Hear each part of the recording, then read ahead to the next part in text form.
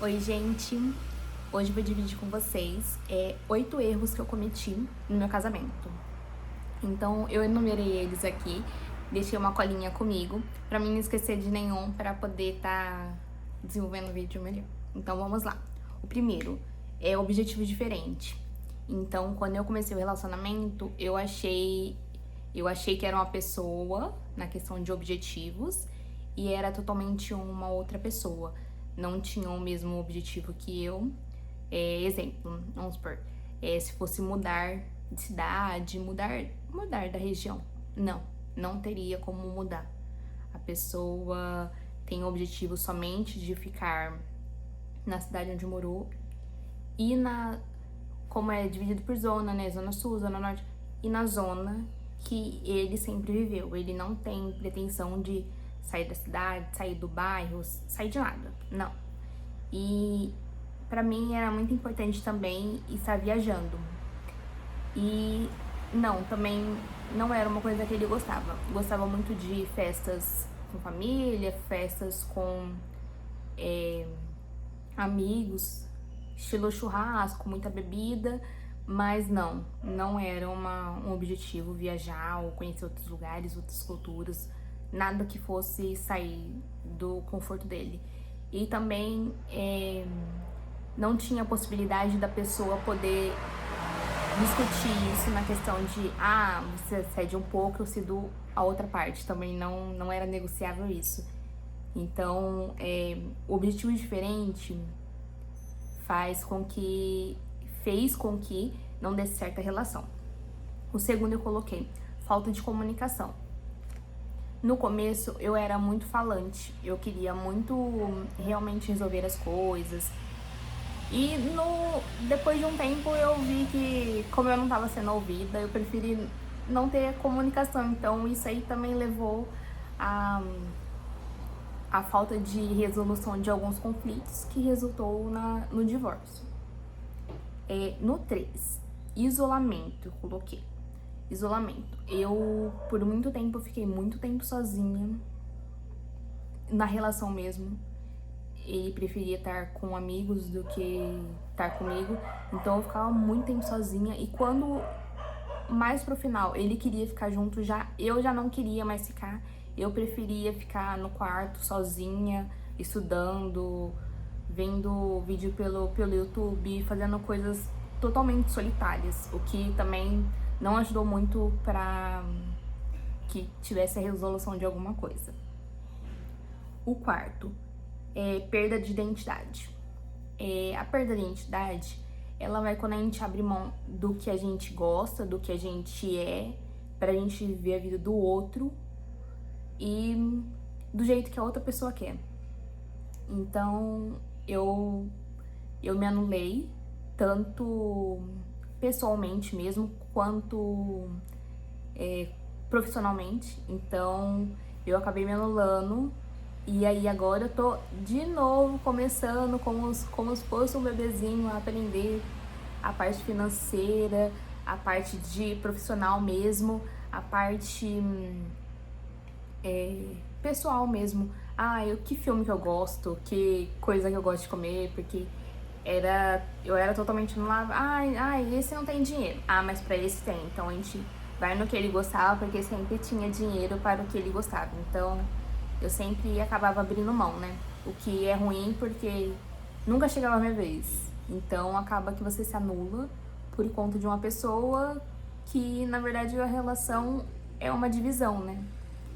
Eu cedo um pouco, você cede um pouco e isso não acontecia.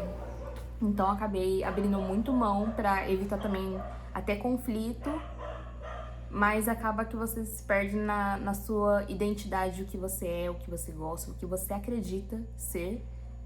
E isso envolve, eu acho que um 360, porque eu já fui diversas vezes questionada na questão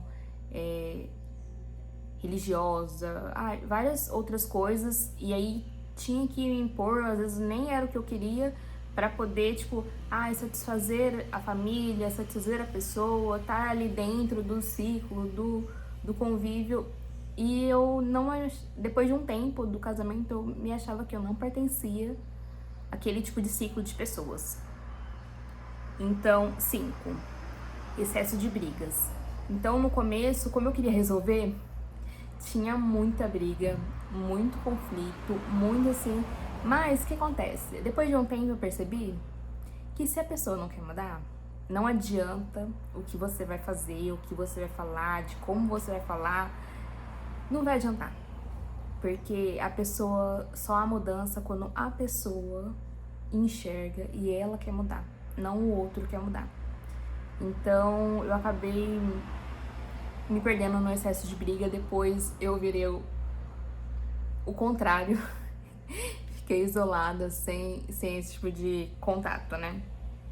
6, não participar de eventos familiares e de amizades. Eu sou uma pessoa que eu não tenho vício, nem no álcool e nem na bebida. Não, nem na bebida e nem em drogas, nem em outras coisas ilícitas. Isso leva a eu não pertencer a alguns ambientes. Muita bebida, esse excesso de coisas, ele acabam me deixando meia lembrando de coisas que não faz sentido pra mim e de ambientes que eu não acho que eu pertenço. Então, por não ter nenhum tipo desses vícios, acaba que eu me sinto um peixinho fora d'água. Era esse sentimento que eu tinha. Que eu tava num... Eu pertencia a um aquário, mas o aquário tava cheio de terra, não era água. Então eu não me sentia pertencente a um lugar assim. E as pessoas que estavam ali, elas sempre enfatizavam que elas não gostavam de mim e elas também não faziam questão, tipo assim, de conversar, de fazer alguma coisa, não. A não ser que alguma delas precisassem de algum favor. Precisando de algum favor, aí eu era bem assim, tratada para poder estar servindo a pessoa. Fora isso, não existia esse tipo de coisa. E na questão das amizades também, era uma coisa muito, era muito bebida, então, tipo, não fazia sentido pra mim. E muitas coisas que não tinha nexo pra mim. Então, eu não me pertencia e eu acabei não indo.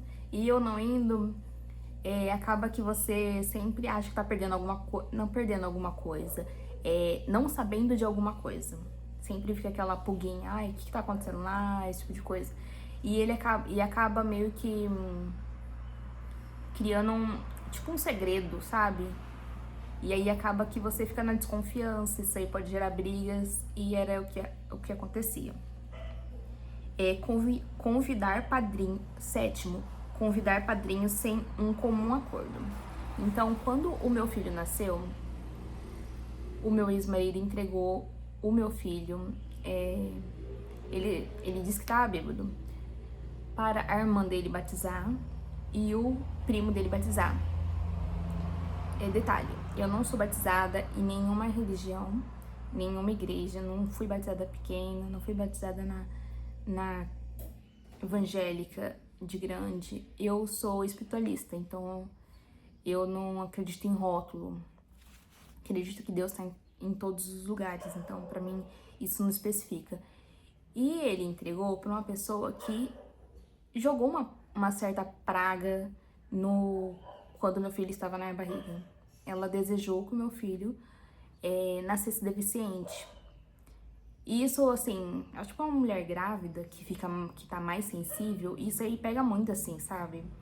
E aí eu falei pra ele, assim, não vai ser pessoas que desejaram o mal que vai ser padrinho, madrinha, alguma coisa do meu filho. Isso não vai acontecer.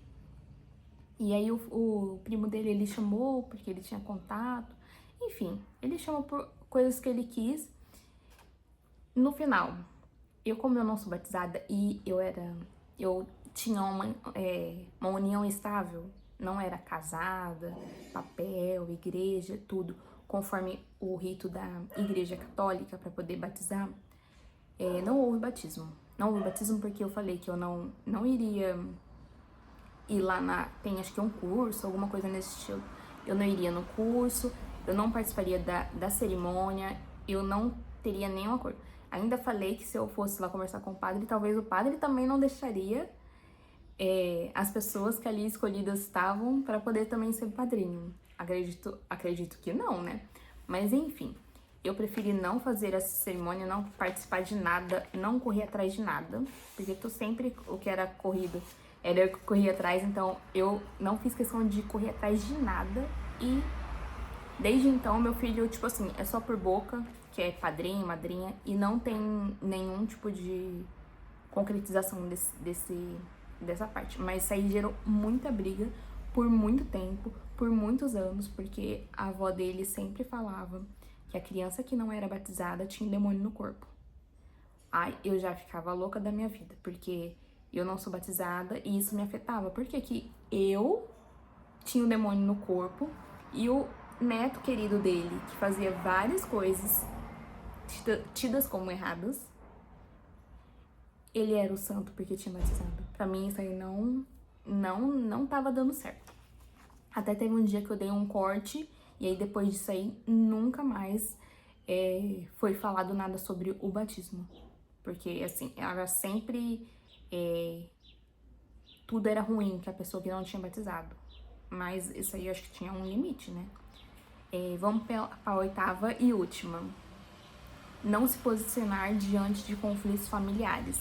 Então, houve alguns conflitos familiares porque a família eles queriam estar muito dentro de casa, muito dentro da relação, parece que você casava e vinha um combo, mas o combo era um pouquinho mais além, porque teve até um momento que o pai dele queria comprar uma casa para todo mundo morar junto.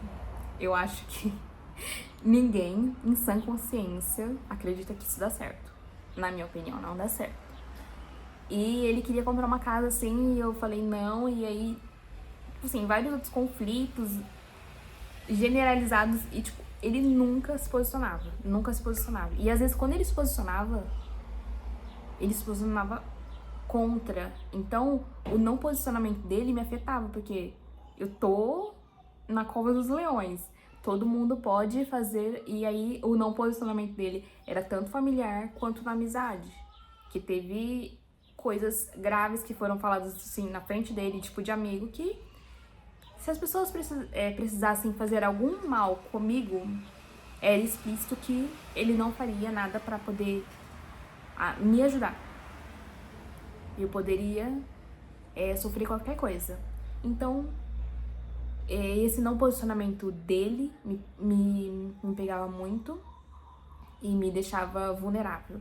Então, não se posicionar diante de conflitos de família, esse aqui foi mais na questão dele que ele cometeu, não a minha, porque a minha parte familiar, cada um cuida da sua vida, então não tinha como não se posicionar. Então é isso. Se vocês querem saber mais sobre o assunto, mais alguma coisa, deixe os comentários aqui que eu vou estar lendo todos, tá bom? Até o próximo vídeo.